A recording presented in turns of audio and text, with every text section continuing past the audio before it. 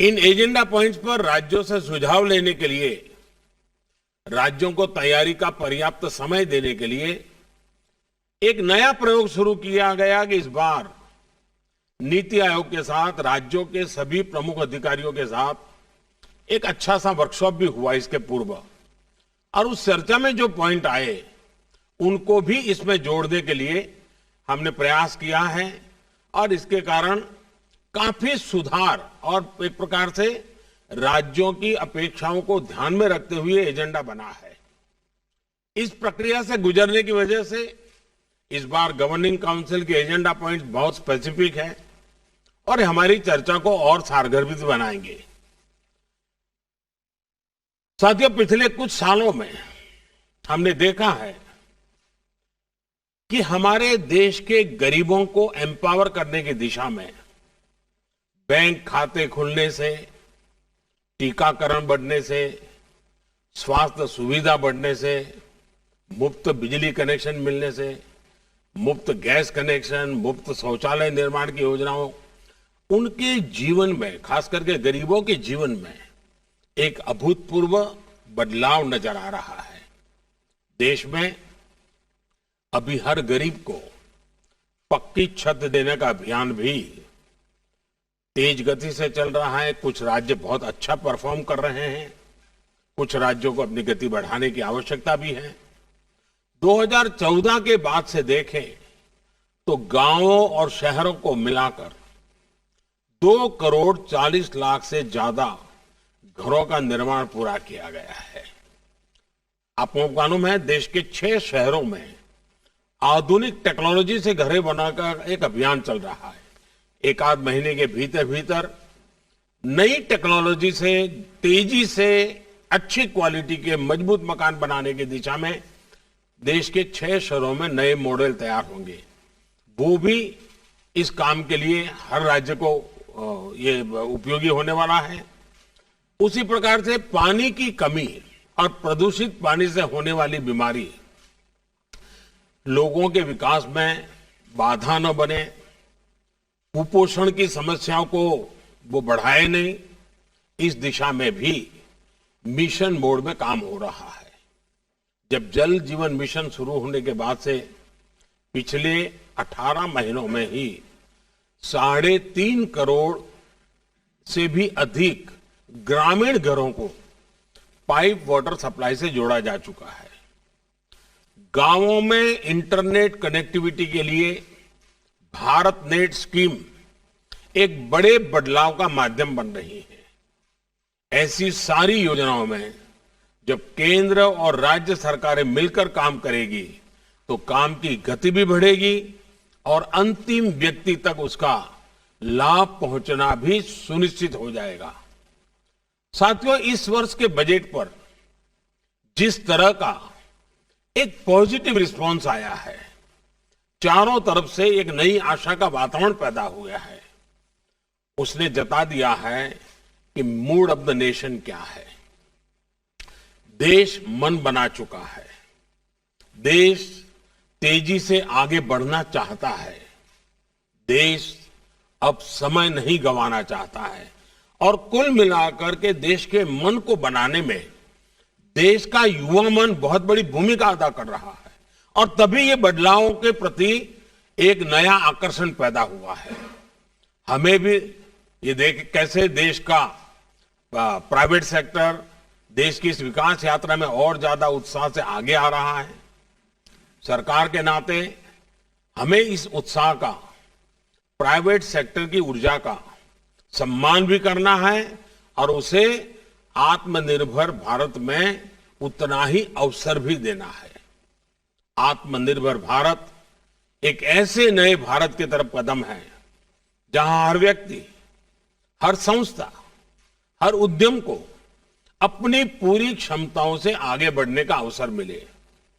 साथियों, आत्मनिर्भर भारत अभियान एक ऐसे भारत का निर्माण का मार्ग है जो न केवल अपनी आवश्यकताओं के लिए बल्कि विश्व के लिए भी उत्पादन करे और ये उत्पादन विश्व श्रेष्ठता की कसौटी पर भी खरा उतरे।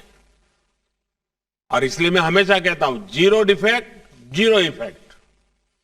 भारत जैसा युवा देश, उसकी आकांक्षाओं को ध्यान में रखते हुए हमें आधुनिक इंफ्रास्ट्रक्चर का निर्माण करना होगा, इनोवेशन को बढ़ावा देना होगा, टेक्नोलॉजी का ज्यादा से ज्यादा प्रयोग करना होगा, शिक्षा कौशल के बेहतर अवसर उन्हें देने होंगे।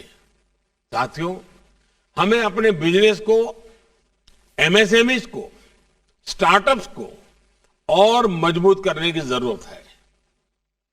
हमारे हर राज्य की अपनी एक खूबी है, हर राज्य के हर जिले के पास अपना हुनर है, अपनी खासियत है, कई प्रकार के पोटेंशियल्स हम बारीकी से देखें तो नजर आते हैं। सरकार द्वारा देश को ये सैकड़ों जिलों के प्रोडक्ट्स को शॉर्टलिस्ट करके उनके वैल्यूएडिशन के लिए, मार्केटिंग और एक्सपोर्ट के लिए उन्हें प्रमोट किया जा रहा है। इससे राज्यों के बीच एक स्वस्थ स्पर्धा अभी प्रारंभ हुई है, लेकिन आगे बढ़ाना है।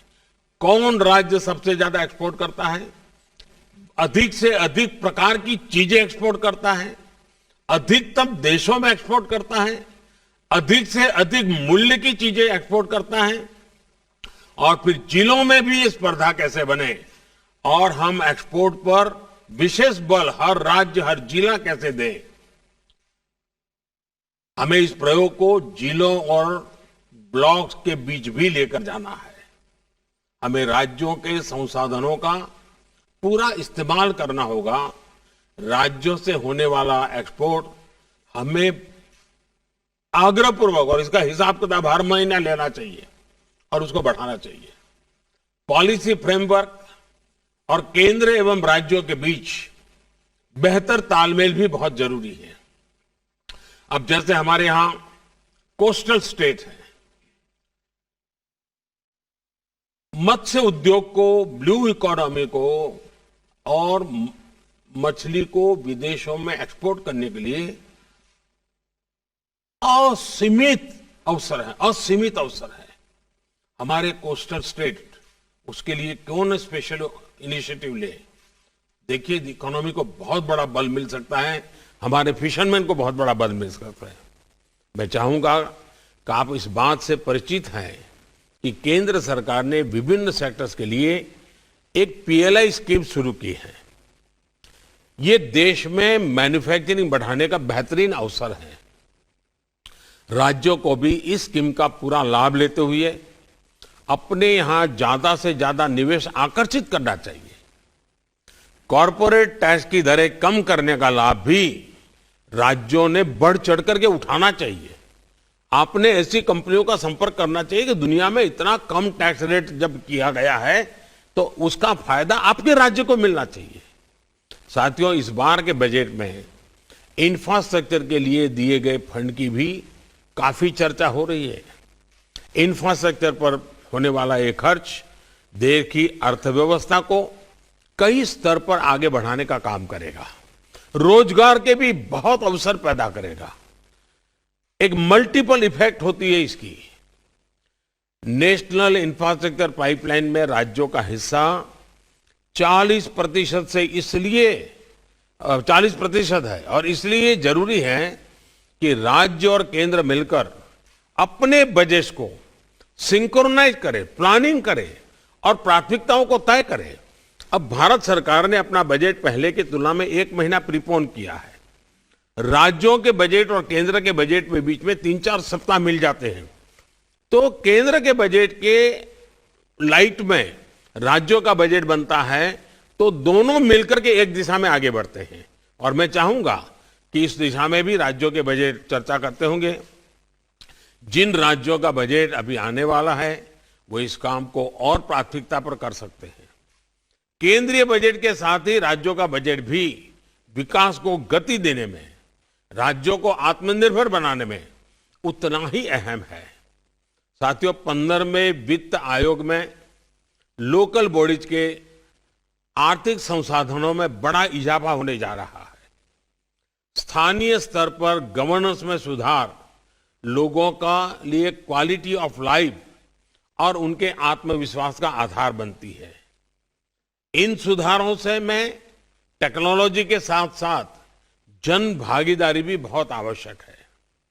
मैं समझता हूं कि पंचायत राज व्यवस्था तथा नगर निकायों के निर्वाचित प्रतिनिधियों को इस कन्वर्जेंस तथा आउटकम्स के लिए जिम्मेदार बनाने का भी समय आ गया है। स्थानीय स्तर पर बदलाव के लिए जिले, राज्य और केंद्र एक साथ मिलकर काम करते हैं तो परिणाम कितने सकारात्मक आते हैं, इसके लिए आकांक्षी जिलों का उदाहरण हमारे एस्पिरेशनल डिस्ट्रिक्ट का जो प्रयोग रहा है वो अच्छे परिणाम दे रहा है। लेकिन पिछले कुछ दिनों में कोरोना के कारण जो गति आनी चाहिए तो नहीं आई, लेकिन अब फिर से उस पर हम बल दे सकते हैं। साथियों, कृषि अपार क्षमताओं से भरी है, लेकिन फिर भी कुछ सच्चाइयां हमें स्वीकार करनी होगी। हम कृषि प्रधान देश कहे जाएं, उसके बावजूद भी आज करीब करीब 65-70 हजार करोड़ रुपए का खाद्य तेल हम बाहर से लाते हैं। ये हम बंद कर सकते हैं। हमारे किसानों के खाते में पैसा जा सकता है। ये पैसों का हकदार हमारा किसान है, लेकिन इसके लिए हमारी योजनाएं उस प्रकार से हमें बनानी होगी। हमने पिछले दिनों दालों में प्रयोग किया, उसमें सफलता मिली। अब दालों को बाहर से लाने में खर्चा हमारा काफी कम हुआ है। ऐसी कई चीजें, कई खाद्य चीजें बिना कारण हमारे टेबल पर आज आ जाती है। हमारे देश के किसानों को ऐसी चीजों को उत्पादन में कोई मुश्किल नहीं है, थोड़ा गाइड करने की जरूरत है। और इसलिए ऐसे कई कृषि उत्पाद हैं जो हमारे किसान न सिर्फ देश के लिए पैदा कर सकते हैं बल्कि दुनिया को भी सप्लाई कर सकते हैं। इसके लिए जरूरी है कि सभी राज्य अपनी एग्रो क्लाइमेटिक रीजनल प्लानिंग, उसकी स्ट्रेटेजी बनाएं, उसके हिसाब से किसान को मदद करें। साथियों, बीते वर्षों में कृषि से लेकर पशुपालन और मत्स्य पालन तक एक होलिस्टिक अप्रोच अपनाई गई है। इसका परिणाम है कि कोरोना के दौर में भी देश में कृषि निर्यात में काफी बढ़ोतरी हुई है, लेकिन हमारा पोटेंशियल इससे अनेक गुना ज्यादा है।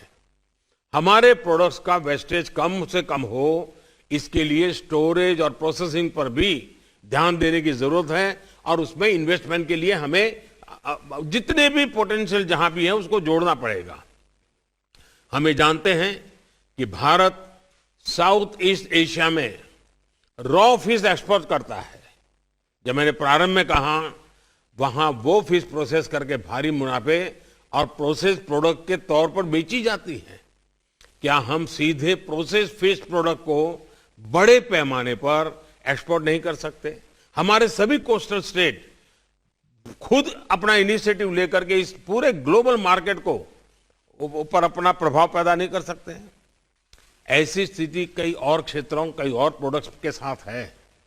हमारे किसानों को जरूरी आर्थिक संसाधन मिले, बेहतर इंफ्रास्ट्रक्चर मिले, आधुनिक टेक्नोलॉजी मिले, इसके लिए रिफॉर्म्स बहुत जरूरी है। साथियों, हाल ही में ऐसे कई रिफॉर्म्स किए गए हैं जो रेगुलेशन को कम करते हैं, सरकार का दखल कम करते हैं। मैंने पिछले दिनों देखा, सरकार के अंदर सामान्य व्यक्ति को कंप्लायंस, हजारों ऐसे कंप्लायंस हैं जिसको हम निकाल सकते हैं। जैसे पिछले दिनों हमने 1500 कानून खत्म किए। मैं राज्यों से आग्रह करूंगा, आप एक छोटी टीम बिठाइए, बिना कारण, अब जब टेक्नोलॉजी है तो बार बार चीजें मांगने की जरूरत नहीं है लोगों से।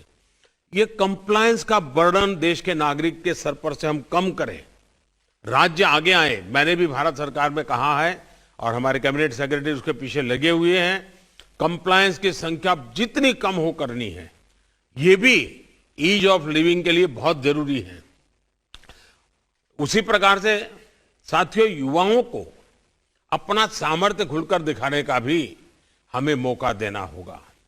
कुछ महीना पहले ही आपने देखा होगा, you were listening to Prime Minister Modi addressing a Niti Aayog meet, and he was stressing on better coordination between centre and states, also highlighting the important points raised in the budget and also addressing the issues of agri sector.